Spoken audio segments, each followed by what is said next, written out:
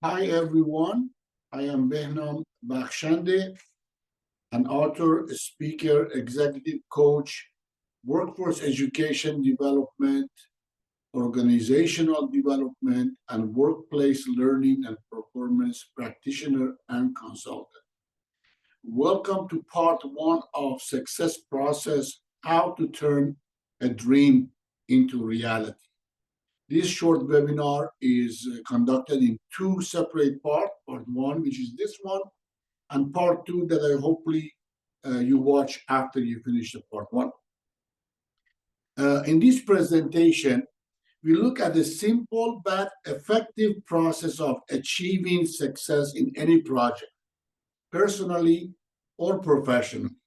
Clearly, one's depth of commitment, leadership skills, competencies will determine the level of success in any project, right?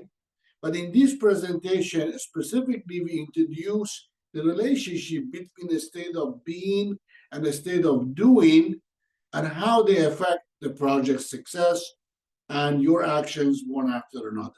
So without further ado, we're going to start the presentation. You don't need to write any notes. You just listen and you can review it later and implement all the suggestions in your process.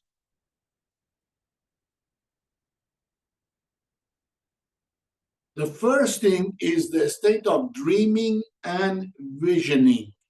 Obviously, we all dream. Obviously, we all vision about our dream and what's interest to us. But what is your dream? I don't care if it's as small as losing weight or having an awesome relationship or having a great job or buying a house. But how do you see yourself 20 years from now? How do you vision yourself 20 years from now? What is the future you are designing?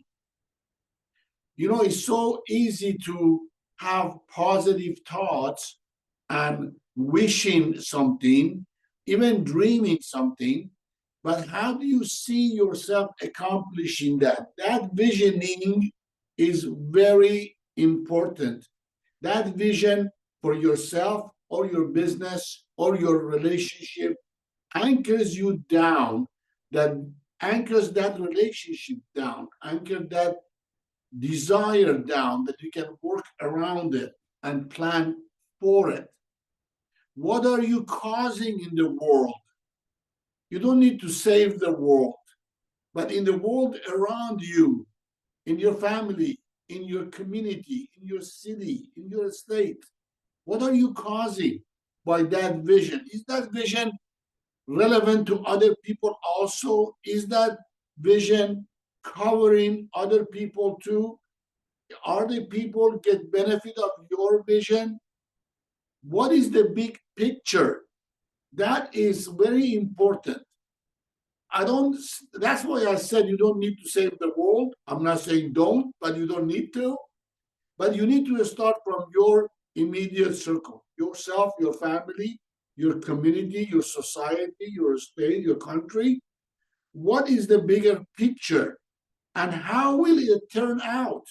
What are the outcomes you are striving for? All these things, if you start writing them down, is the beginning of implementing that success. After dreaming and visioning comes planning and creating. What do I mean by that? What are you starting? Make up your mind, pick up the ideas, but have an intentionality on that project. What are you starting? What are you starting from? Where are you starting from? For you to go anywhere, you need to know where you are at that moment, personally or professionally. But for planning, you know where you are and then what are you starting? How are you going to get there? When you said you want to go to vacation, what do?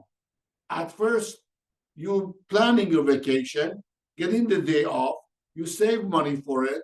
You select the location you want to go. You select the how you're going to get there. Are you driving? Are you flying? Are you sailing? All these little details, even if you throw in a small party, all these small details help you plan and create that event. Who will be involved? Is this just you alone, solo, or other people are involved? Who are they? What will be involved?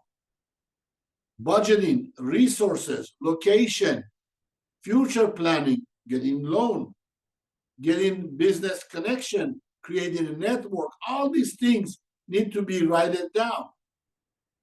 How long it will take.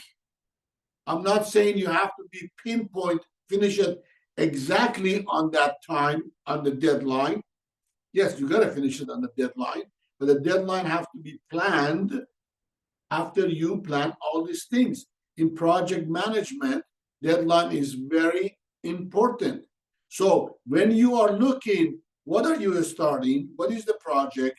Where are you starting it from? Where are you located now? How long it would take? Who will be involved? And what will be involved? And how you're going to get there? These are all the thought process that helps you meet your deadline. So dreaming and visioning. Next step is planning and creating. And after that comes goal setting and benchmarking. What do I mean by that? Divide the outcomes to a small goals or project. This is very insignificant. Most people say, yeah, I know that, but really don't. Here, you said you want to lose 20 pounds in 6 months. Break it down in a month, break it down in a week. Because when you're looking at 20 pounds, it's scary. But when you're looking at 2-3 pounds in a month, 1 pound in a week, that is doable. When you said, I want to save $100,000 in 5 years, when you look at the $100,000, it might be scary. But you divide it to 5 years, $20,000, right?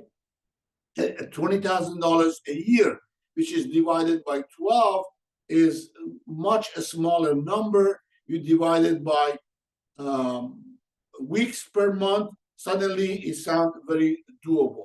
So make sure your thought process work that way so you can divide the bigger outcome to a smaller projects. Set your goals to be specific and measurable. You might have heard about the SMART goal setting: specific, measurable, attainable, and time related. So have a specificity and measurability to your goals, not everything in the cloud and in your head. Just continue dreaming. Write it down so when you explain it to someone, they can understand what are you talking about. Have a clear start, middle, and end. Divide your project into 3 segments. What you need to start, how you need to manage, and what it takes to finish it. Have quarterly and monthly milestones. Write down if the project takes 6 months, 2 quarters, in each quarter's 3 months, and what would be the milestones in every month. You can even break it down to weeks. Every business, every organization I coach in productivity and performance, we break it down to smaller goals, monthly and quarterly, and people really get empowered by it because they see they can achieve that. Review the progress weekly. Every week, look, if you fall behind on the week before, modify your numbers for the week after. If you've fallen behind on the goals of performance and productivity in 1 month, make sure adjust the next 3 months to back up on track. Revise and modify your goals quarterly to make sure you are achieving and attaining what you need to hit. So after goal setting and benchmarking, the next thing is structuring and inventing the structure and progress of the work. What actions do you need to take? That is very black and white, no mystery about that. You can list the actions that you personally taking, or you can write the actions list with the discussion with your team members, help you and help themselves write the action plan. What needs to do what? I'm sorry, who needs to do what? Very black and white. Where and how do we need to get it done? Do you need more resources? Do you need more budget? Do you need collaboration with other people? Do you need to involve other people? How long will it take to do all these actions? Don't kid yourself. Always add, if you think something takes 2 days, add at least 20% time to that 2 days. If you use that 20% time, well, good for you, you already planned it. If you do not use that 20%, you can use it on next actions. Who do what need to talk to? Who do we need to talk to?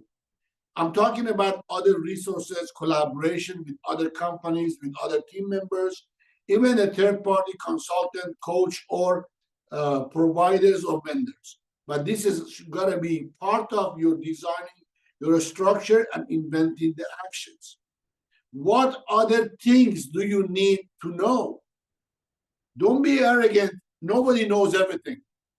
You shall networking with some outsourced resources to use what they know about what you need.